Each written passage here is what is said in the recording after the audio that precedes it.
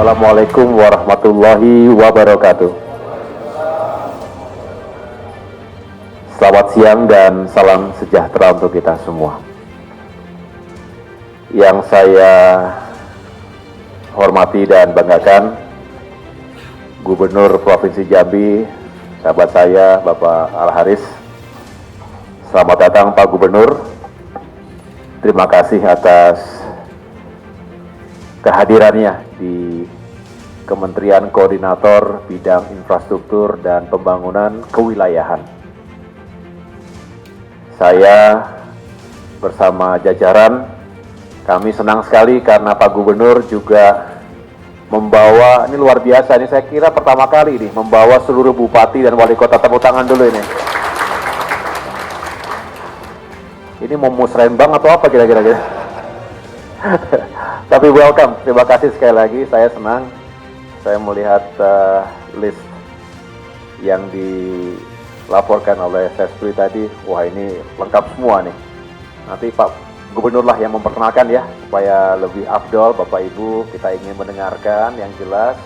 Kami memang memiliki tugas untuk bisa mendengarkan secara langsung aspirasi yang disampaikan oleh para pemimpin di tingkat provinsi dan kabupaten kota. Saya rasa sama saja kita mendengarkan rakyat langsung, karena tidak ada lagi saringannya, tapi langsung, sehingga saya sungguh mengapresiasi pertemuan hari ini, karena artinya para kepala daerah punya itikat baik dan semangat untuk bisa menghadirkan sinergi dan kolaborasi, karena pasti kita semua saling mendukung satu sama lain.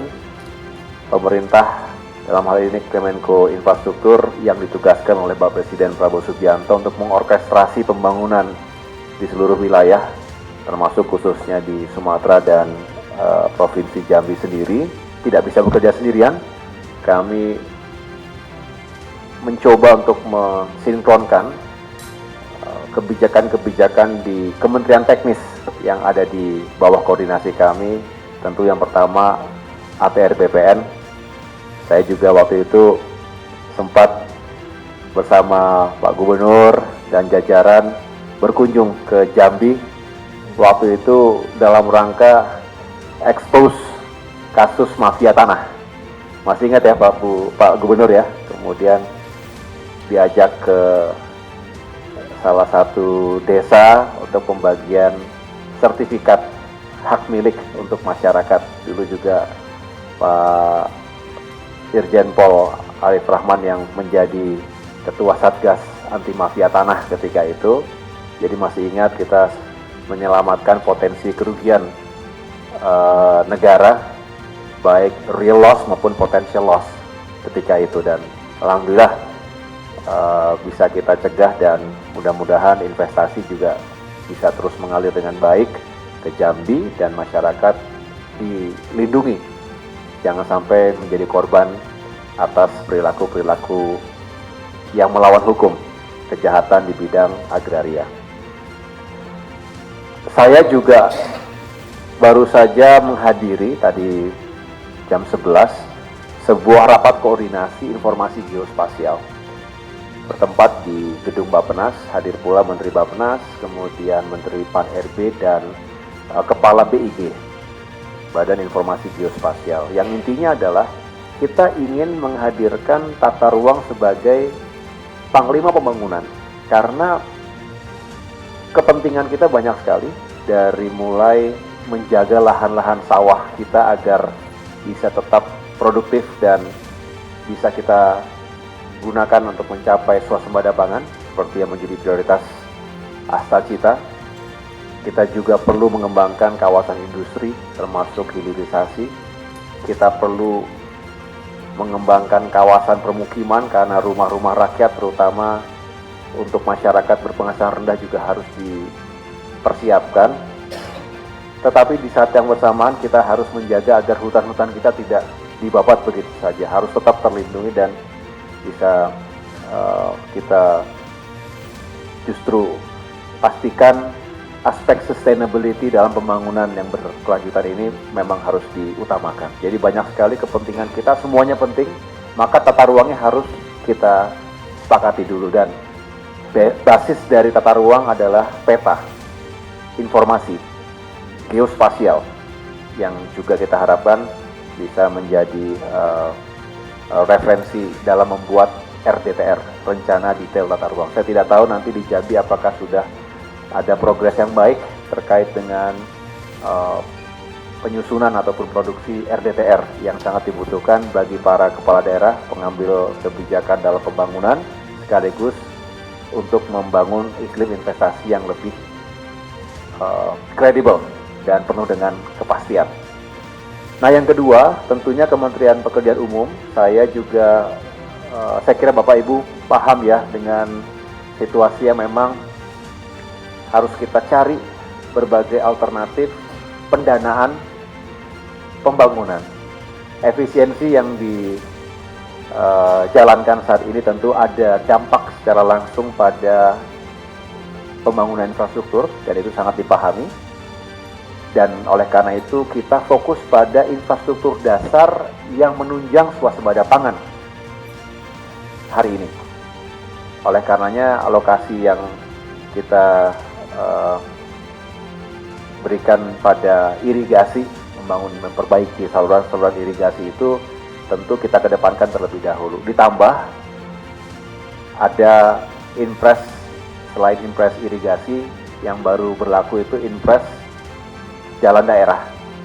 Ya, ini juga sebuah upaya untuk secara lebih taktis kita menentukan mana saja yang perlu mendapatkan atensi dan didahulukan begitu. Di samping sekarang saat ini yang sudah kemarin diluncurkan sekolah-sekolah rakyat ya, ini di beberapa, belum semua, tapi saya rasa di Jambi juga ada beberapa yang sudah dikonversi sementara untuk sekolah rakyat, dan harapannya bisa memutus rantai kemiskinan.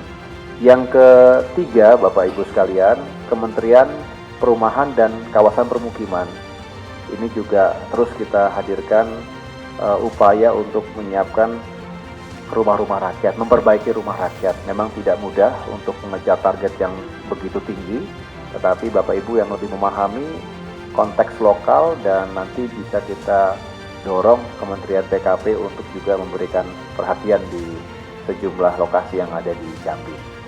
Yang keempat, Kementerian Perhubungan. Nah, ini juga saya rasa menjadi fokus kita. Transformasi ekonomi tidak akan terjadi tanpa penguatan sektor konektivitas. Tadi selain jalan-jalan, tentunya kita juga ingin memastikan sarana prasarana transportasi multimoda, tidak hanya di darat tentunya, tapi juga laut dan udara, termasuk kereta api.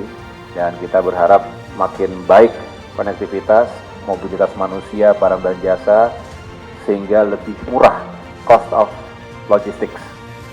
Perpindahan, saya ulangi, pembangunan bisa lebih murah ketika konektivitas kita juga makin baik. Dan yang terakhir, last but not least, Kementerian Transmigrasi. Saya tidak tahu apakah ada kawasan transmigrasi yang perlu direvitalisasi atau yang kondisinya perlu mendapatkan atensi begitu. Yang jelas Pak Mentrans juga secara aktif melihat potensi-potensi kawasan transmigrasi yang ada di berbagai daerah untuk dikembangkan, dan bahkan dengan program-program unggulan yang sedang dikembangkan hari ini bisa membuka potensi ekonomi baru di daerah.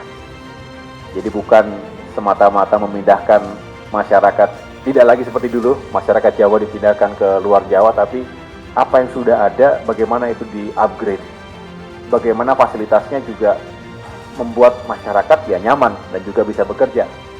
Ujung-ujungnya adalah kita harus juga dengan infrastruktur dan pembangunan kewilayahan ini membuka lapangan pekerjaan. Kita tahu di sana sini masyarakat juga mengharapkan pekerjaan yang layak dan juga bisa lebih memiliki masa depan begitu. Nah, disinilah kita punya tanggung jawab membuka wilayah, mengembangkan wilayah, sekaligus membuka lapangan pekerjaan yang baik untuk masyarakat kita.